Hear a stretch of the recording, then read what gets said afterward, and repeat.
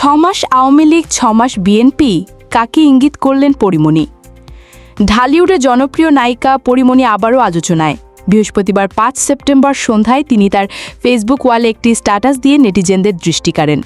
স্ট্যাটাসে তিনি লিখেছেন, এখন ছিল 6 মাস হিন্দু 6 মাস মুসলিম, এখন 6 মাস আওয়ামী লীগ 6 মাস বিএনপি।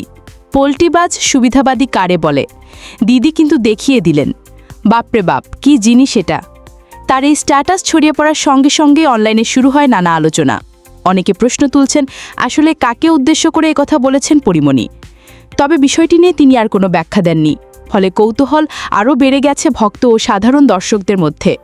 অনেকেই তার ফেসবুক পোস্টে নিচে মন্তব্য করে জানতে চাইছেন, আসলে দিদি বলতে কাকে বোঝাতে চেয়েছেন তিনি, এবং এর সঙ্গে রাজনীতি কিংবা ব্যক্তিগত প্রসঙ্গের কোনো সম্পর্ক আছে কিনা।